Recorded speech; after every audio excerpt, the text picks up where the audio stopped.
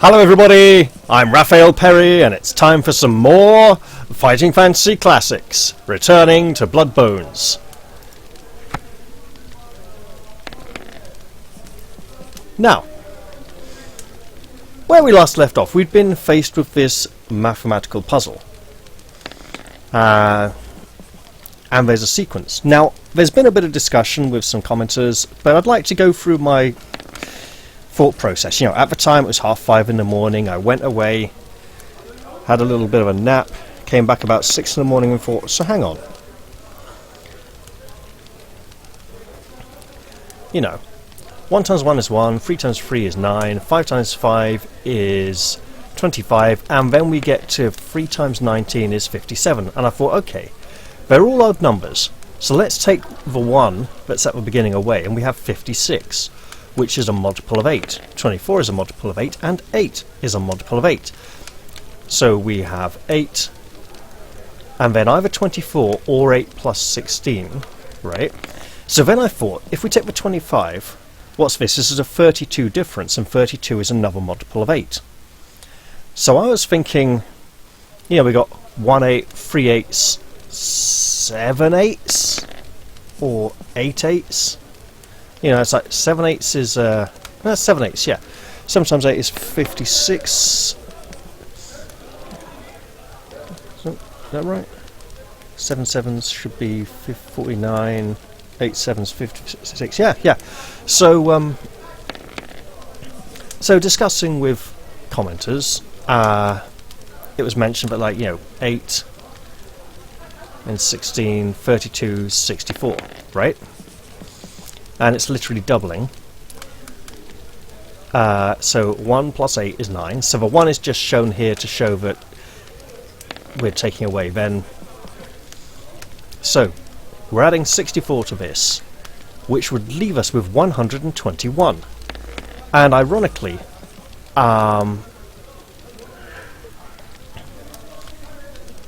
you know, one commenter said, hey, you know, it's doubling, and another person said it's double the previous number plus 7, right? So 57 plus 64 is 121. However, 57 times 2 is 114, plus 7 also 121. So there's actually 2 patterns here. So let's proceed with that. Unsurprisingly, 121. We are correct. Whew. That is correct. Congratulations, says Calabrius with a forced smile. He reluctantly hands you a bag containing 10 gold pieces, so we did only get 8 back, not, you know, because our original stake. Where would you like to go next? We can take a closer look at the Hour of Providence or visit the Amazing Armano. Now, I think the Amazing Armano might be something like a trap. The Hour of Providence is the one where we need to win most of our money. How much money do we have currently? Because we want about 40 by the time we go to market, and good grief, it's very easy to mess up. So we'll try the Amazing Armano. No, we won't. We'll try the Arrow of Providence. The Hour of Providence is a popular game of chance in the gambling pits. It is made up of a large circular board divided into 12 sections, each painted with a legend, but if we roll 2 dice we can only get 11 different numbers. An arrow-like pointer has been attached to the centre of the board so that it can be spun. To play the game will cost 2 gold pieces, but you will be playing for a potential jackpot of 10 gold pieces. We need to play this one a lot. And here we have our little board with our arrow, beautifully illustrated here. Oh, he looks so enthusiastic. Come on, roll up, spin the Arrow of Providence. You could win a prize, any prize. Give us your gold, give us your money. The house always wins. You pay your 2 gold pieces and step up to the board. You get 3 spins of the arrow, and over those 3 turns you must score a total of 10 or more to win the jackpot. To spin the arrow, roll 1 die and add 5. This is the number of spaces around the board that we are removed, so it never does a full circuit. Does it go clockwise or anti-clockwise? The next spin starts from this space. You may play the game as many times as you like, as long as you have enough money, but if you win the jackpot you cannot play again. Okay, let's spin. So that's 9. Oh, we're not going to have... Okay. You've currently scored 4 points. 5. You scored 1 point. That puts us on 5. Gotta go again. Okay. No score. The game is now over. Well, we'll have to try again.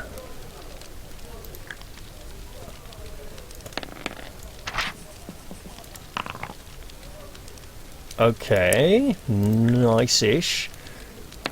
That's not double your score, surely. Double score, great, nothing. And this is how heroes lose all their money. 5 points, okay. 5 points. Miss a spin? Oh no! Right, try again. We need to get the jackpot. Even though... Oh, this is going to be cruel, isn't it? 5 points, okay.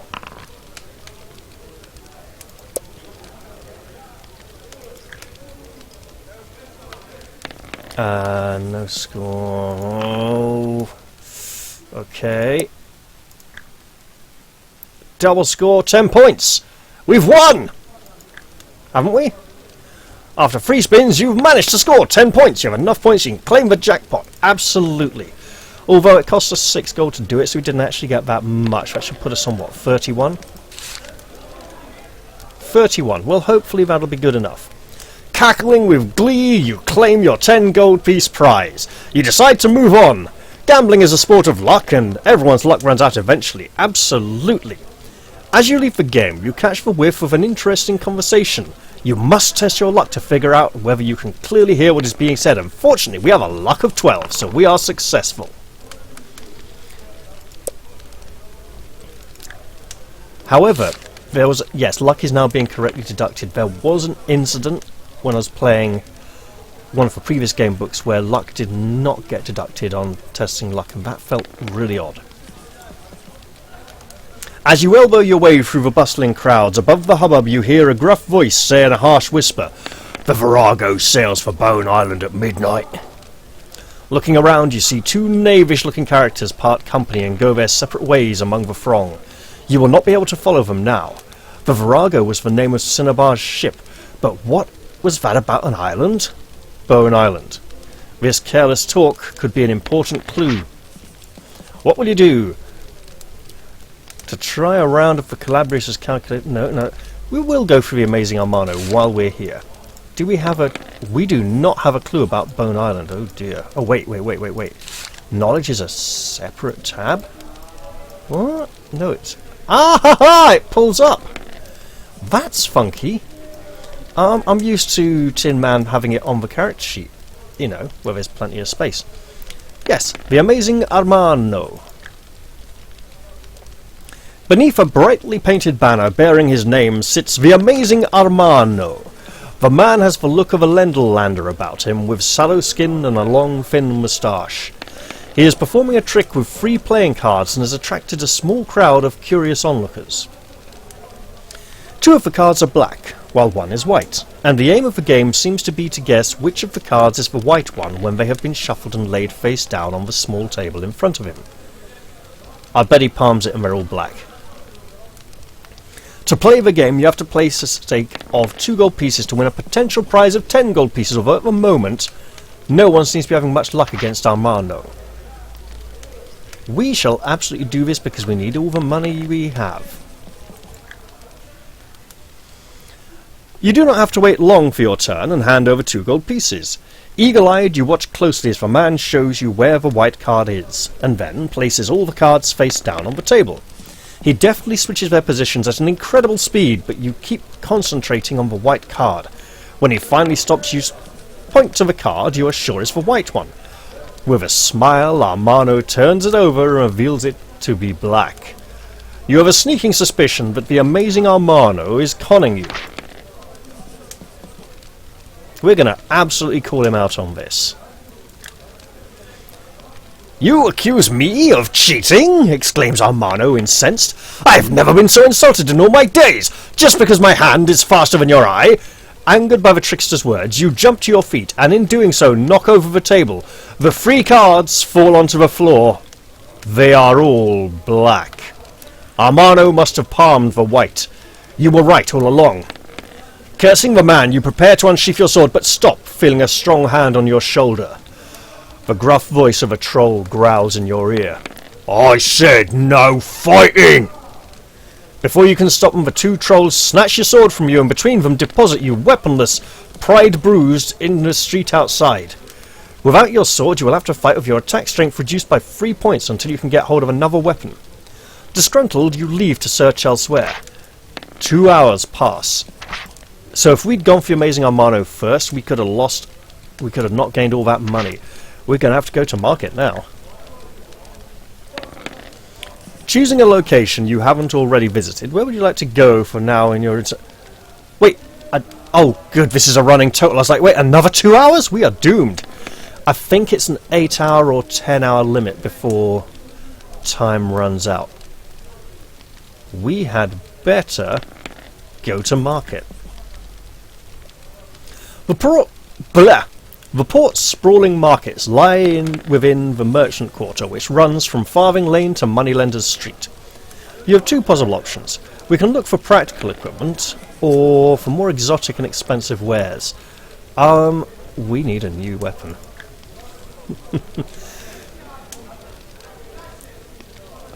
What, we can't buy a replacement weapon here?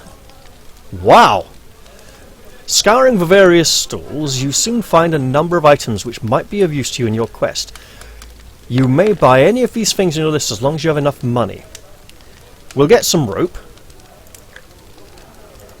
And a cutlass. Some extra provisions. Say 2 free. How's our health looking? It's looking like we should use one of these. In which case, throwing dagger, it may be extremely useful. We are on 14 gold pieces, 1 flask of antidote, then we'll go look at the funky stuff. Take a look around the bazaar for more exotic items and hope that 10 gold pieces will get us a few... Right, yeah, no,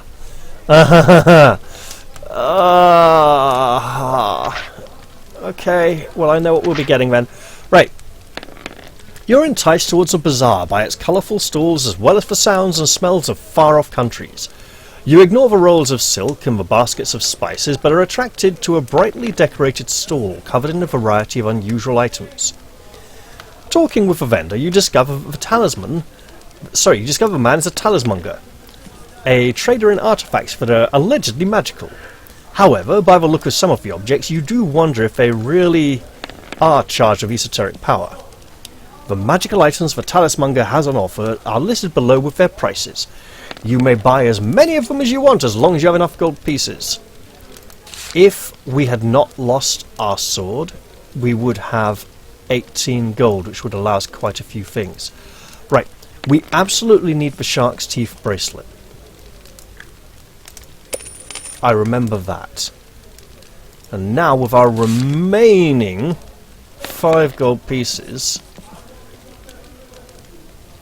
many of these things, the ivory lion charm I think we might have needed very badly, but all we can afford is the carved darkwood armband. Oh, it's going to be rough then. Once you've made all your purchases, turn to 227. Do you wish to look for more practical equipment markets? I would love to, but I don't have the money. Otherwise, you can continue your quest absolutely. As you leave the markets, you note that 1 hour has passed. As you are walking along Traders Street, you cannot help but notice a roguish figure standing on the corner of Lobster Alley. The man is gaunt and scrawny, in his later years with several days' growth of stubble.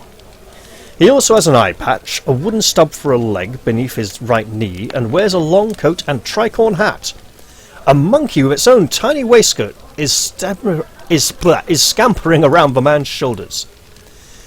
As you walk past the pirate, you make eye contact and he beckons to you with a glance before turning and hobbling away up the alley. I think this is a trap. I think this is one of the followers of the pirate Cinnabar. However, I think if we face him, we may be able to get vital clues as to the pirate's crew and ship's whereabouts. So we will absolutely follow him. Despite having a wooden leg, the old rogue moves quite quickly and disappears around a corner before you can catch up with him. As you're about to round the corner yourself, you suddenly start to have misgivings about your latest course of actions. It still feels like a trap, but we should absolutely follow. You turn the corner and find the old man standing in front of you. "So nice of you to finally join us," laughs the pirate. "As they say, old Crivens always gets his man." There's a sudden swishing sound and you receive a sharp blow to the back of your head. Instantly, you lose consciousness. We are screwed now. Oh no! You come to, tied to a stone altar before the hideous bony likeness of the voodoo death god Quezcari. You only just have time to take in the fact that you are in a large underground chamber packed with pirates and devotees before a black-robed priest plunges his sacrificial knife into your heart. Your very blood shall be used to help bring your enemy back to life. And we even had a warning as well. We don't always get a warning, and I should have been more cautious, should have been more careful. Oh well.